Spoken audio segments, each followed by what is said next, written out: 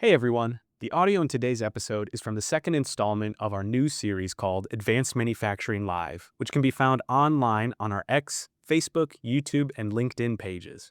We encourage you to like, follow, and subscribe to stay up to date on all things manufacturing.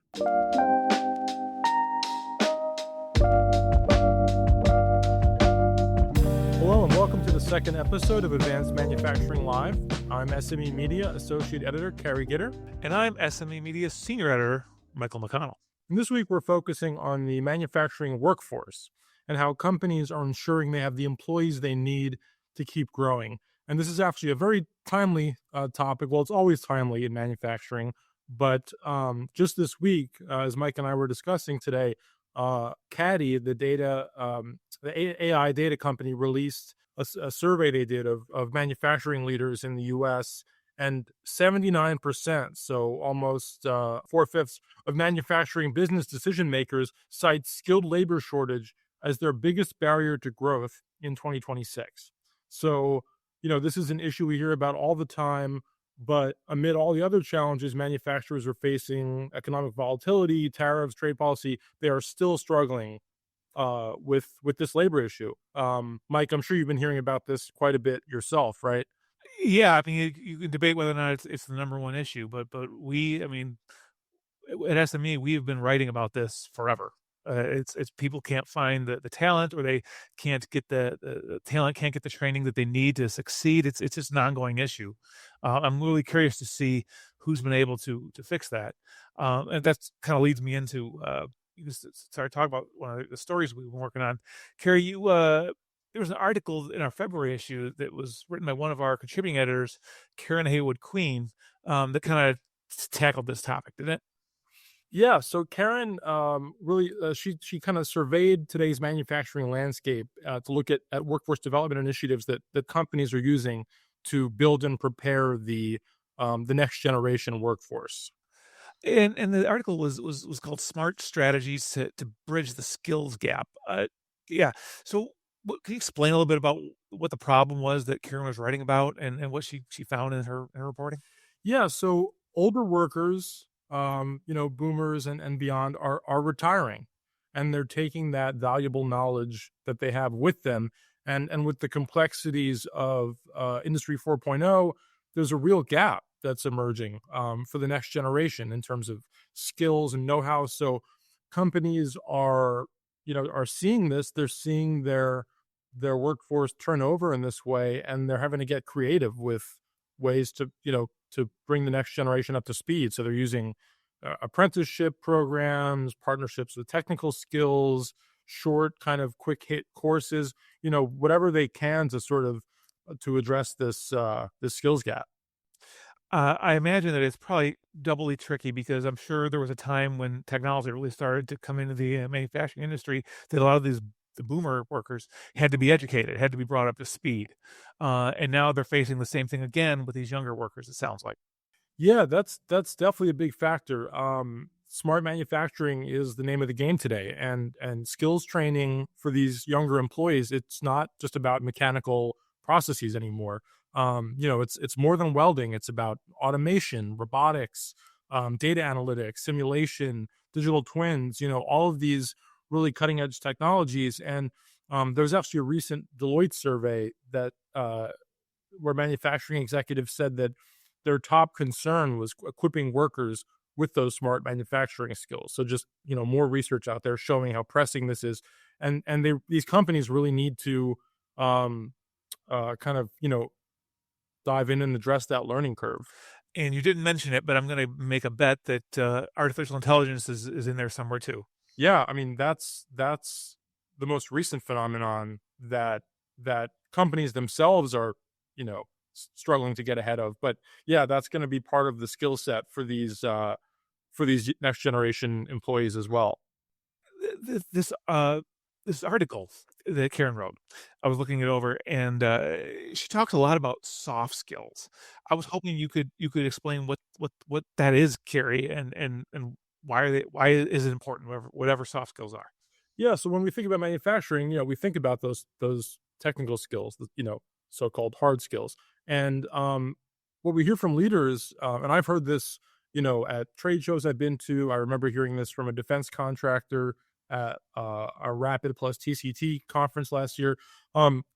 For them, these soft skills, which are things like communication, collaboration, resilience, accountability, they're just as important to these companies in their workforce as those technical skills, and just as important to building a successful team.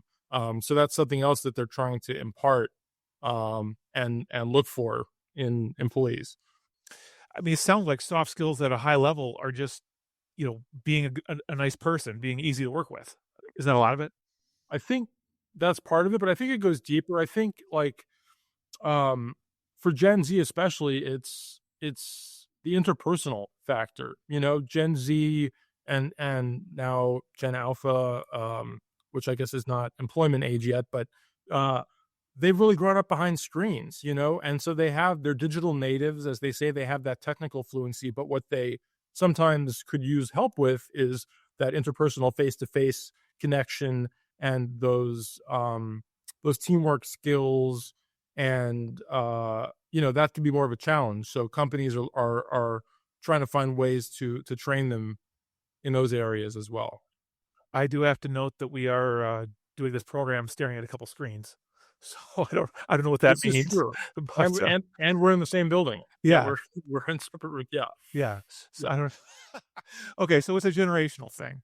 Um, what does Gen Z and Gen Alpha, which I didn't even know was a thing until a couple years ago. I didn't know what came after Z because I'm like, nothing comes after Z. What are they looking for in a job, or what Gen Alpha is expected to look for in a job when they do get of age where they're starting to work? Yeah, so Karen, in her article, she kind of talks about the research showing that Gen Z is less interested in sort of that steady, predictable, long-term job that maybe it was the model for like the baby boomer generation, and they're more invested in flexibility, innovation, career growth, work that aligns with their personal values, and plus lifestyle benefits. Childcare, transportation, housing are important to them. So, just as much as these companies want certain skills from their younger workers, these workers also are looking to their companies to provide these benefits and these kind of this value system to them as well. So it's a two-way street, I think. I gotta imagine that's got to be kind of tricky for a lot of companies to deal with, depending on the management and the age of the management, because at a basic level, they're like, here's the benefit. You work for me, I pay you money. I mean, that's what it comes down to. So asking for more than that can be tricky for some companies to accept that workers aren't. That's not enough to get people anymore. Yeah, that's a good point, and I think it's a reality that these companies need to grapple with, as generations evolve, their values and priorities evolve. And if manufacturers want to fill this gap, they're going to have to, perhaps meet these younger workers halfway in some of these regards. Yeah. And maybe more than halfway if they really can't find anybody, if the worker shortage that we've been hearing about forever and is coming down the pike, hits strong, they're really gonna have to do better than just halfway to get people to say, "Okay, I wanna work for you," I think. Yeah, absolutely. Um, and yeah, there was another aspect of the article that I thought was worth mentioning, that you and I had spoken about earlier, which was micro credentials. Um, What's and that and mean?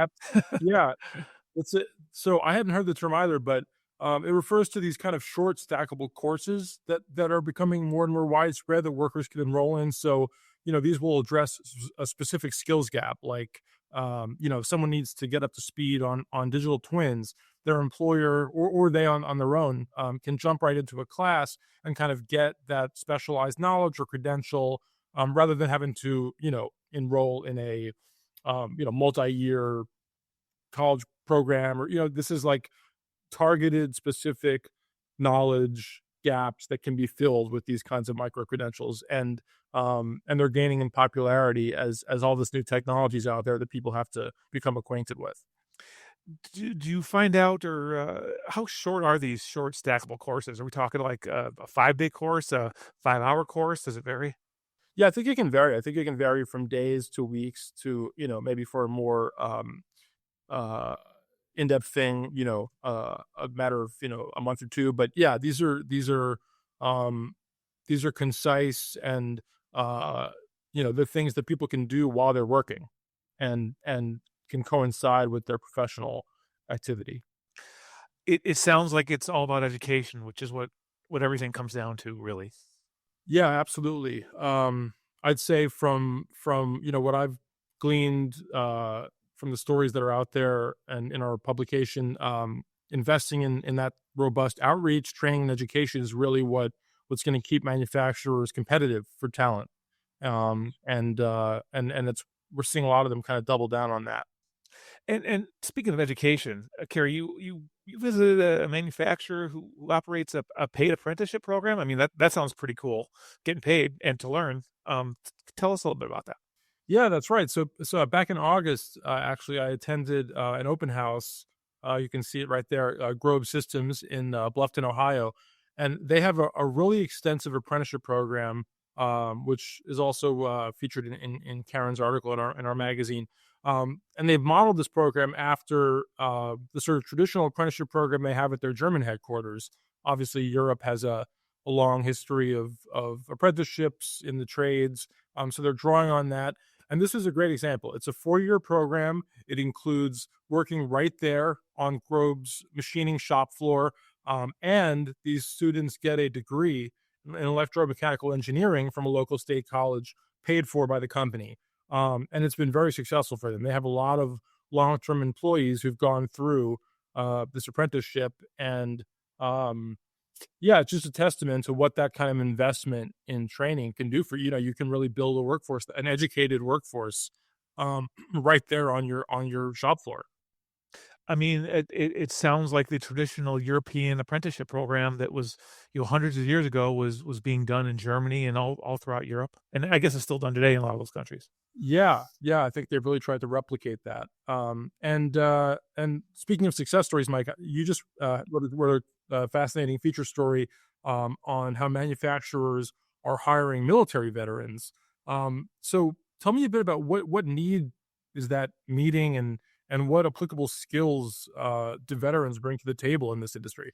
Yeah, this was a very interesting story. I did not know as much about the. I've never served myself, so I didn't know what a lot of veterans faced with. But what happens is after someone gets out of the military service, whether they've been in for a 4-year stint or they did 24 years, and they had a whole career, they're still getting out pretty young. I mean, they're not retiring in their 40s, most of these people, but they are really worried about finding a job that will use their skills, and that they learned in the military, and that'll pay them a pretty good wage.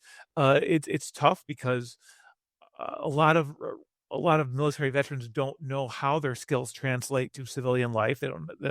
The terminology is very different when you're in the military than it is, working at a private employer, and it's hard to explain what you did if without falling backward into falling back on the jargon and the terms that you used as an army vet or as a Air Force person. So it's quite a challenge. Yeah, and is there a company you spoke to in particular that's really investing in this idea, and how are they doing it? Well, yeah, there's a surprising number out there, and what those companies said to me was, there's really a lot of things that veterans offer because they're good at taking orders, following instructions. I mean, that's critical in manufacturing. You got to know how to do stuff, right? Most veterans have plenty of experience doing that every day, so that's it's not a challenge for them. I had one of the veterans I interviewed said to me, you know what? As long as I know what the goals are, what's my mission, I'm gonna figure out how to meet that. That's what I did. I did that through the last 2 decades when I was in the army or whatever service branch they were in, and replicating that in a machine shop or in a manufacturing facility is second nature to them. Really, really, it is. As far as companies that are doing that, there's a lot of them. Gosh, there's Jurgens. They're in Ohio. They're a manufacturer of aerospace products. I think they're near Cleveland. They, I called the president of that company up. He said, "Hey, you know what?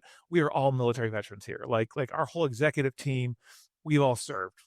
And so he said, but he's like, we know what veterans bring.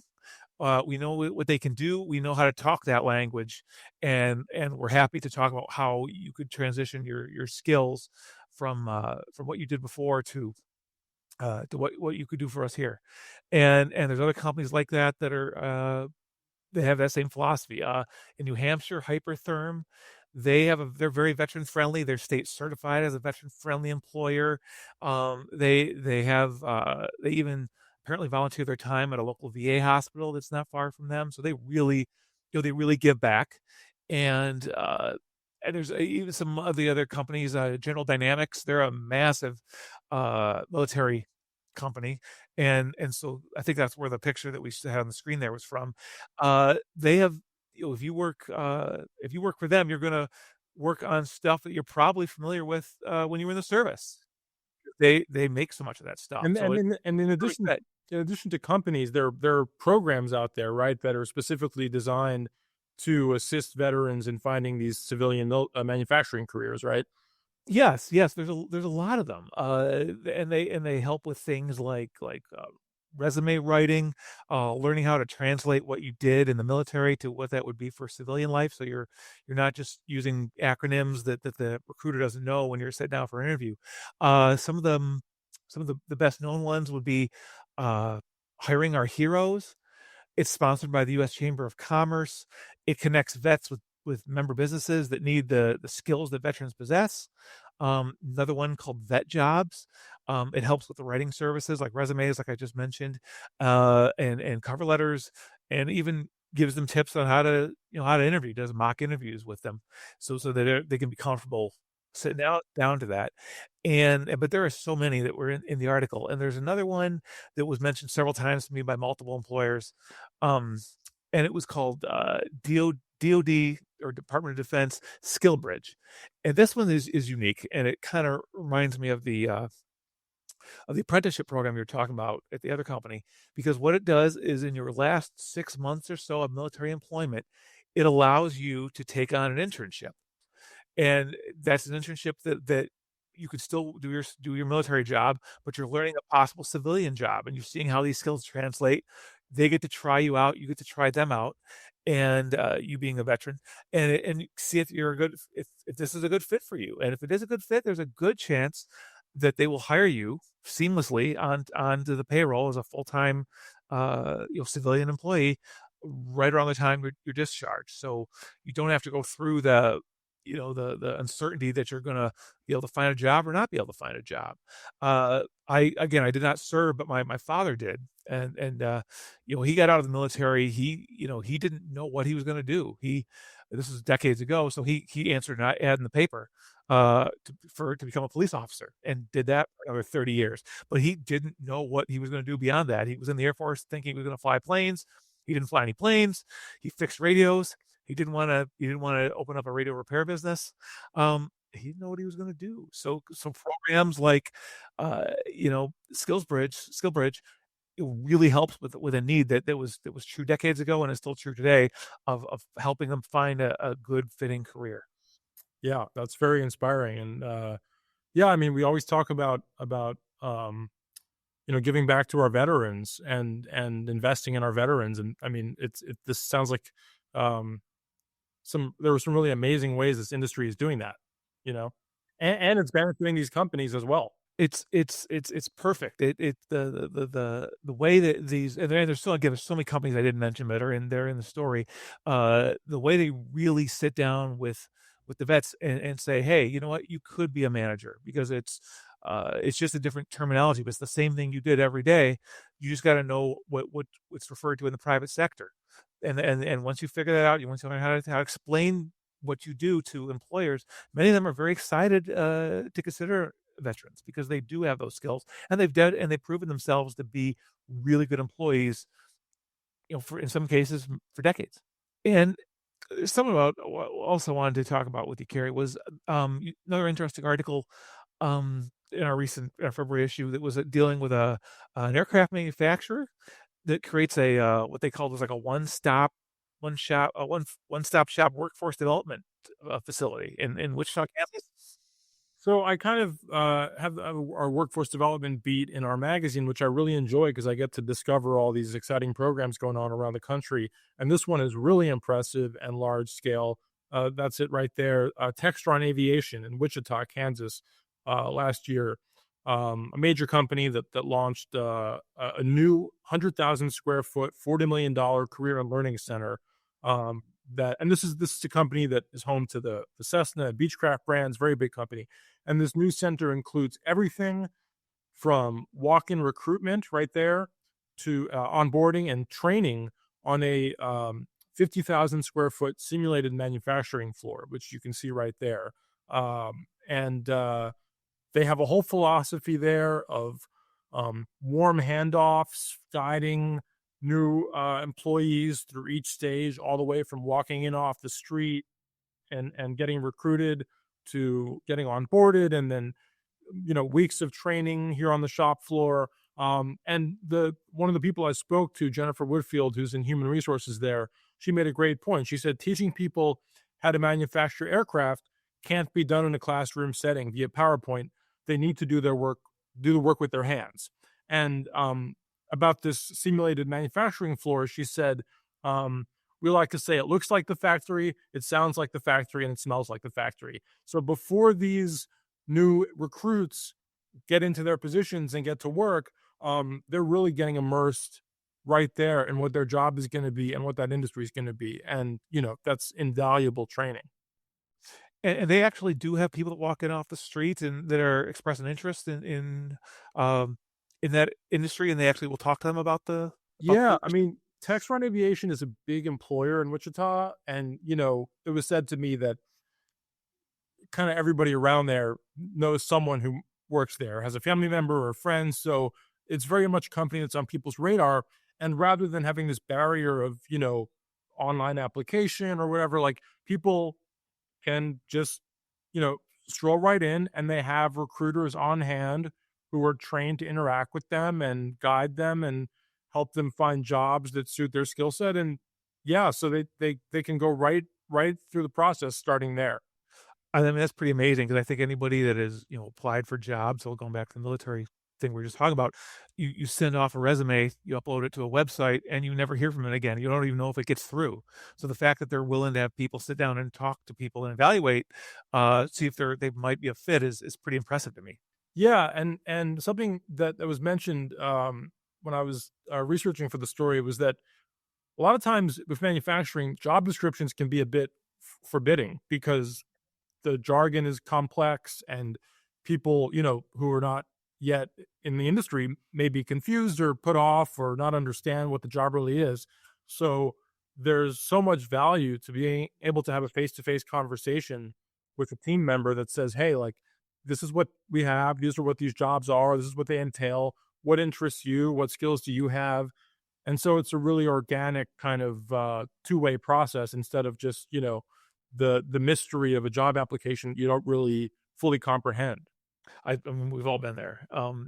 Something else that was interesting about this story to me was the fact that they not only do they talk to people off the street about what they do, but they're actually reaching out to school school students and going all the way back to K-12, right? Yeah, they have a whole K-12 learning zone. And they've got summer internships for high school students, a camp for teenagers. They have facility tours and STEM activities for kids. And the biggest attraction at the facility is a Cessna 172 Skyhawk flight simulator, which obviously gets young people, really excited about aviation, and they love to see that and explore that. And that's the kind of thing, when we're talking about workforce development, it's not just potential workers, but it's the future. It's young people, it's elementary schoolers, middle schoolers, high schoolers. That interest in STEM and in manufacturing has to be fostered there.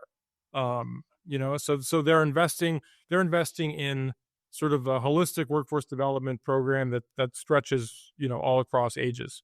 I got to think at any age, getting to check out a flight simulator would be pretty cool. Yes. Yeah. I would find that cool myself. Yeah.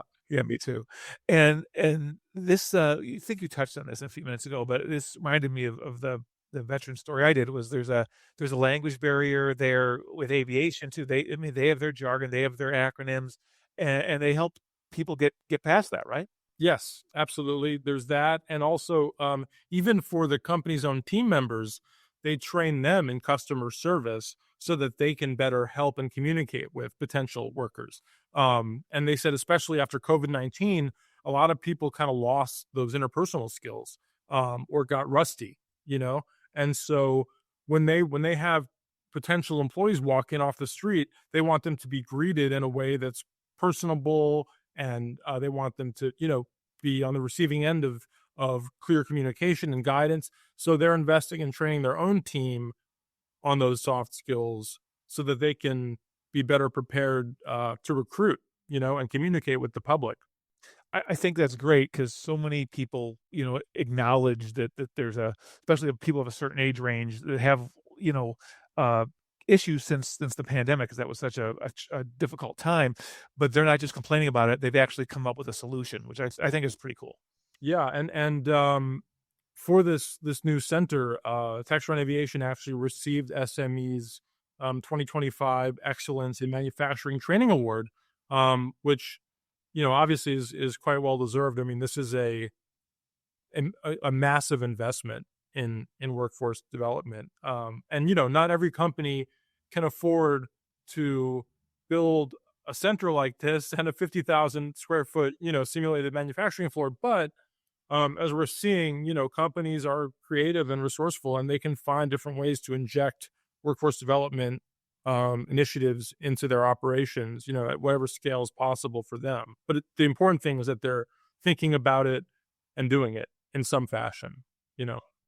That's great, Carrie. Thanks so much for talking to us, talking to me about this. This is really fascinating. And I'm very impressed with it. Yes, yeah, it's really inspiring examples of workforce development in action out there, and I think I speak for both of us when I say it's a pleasure to cover these kinds of stories. Absolutely, I enjoyed it a lot, and I enjoy reading your coverage too. Yeah, likewise. Well, I think that brings us to the end of our second Advanced Manufacturing Live. I hope you enjoyed it. Thanks so much for watching.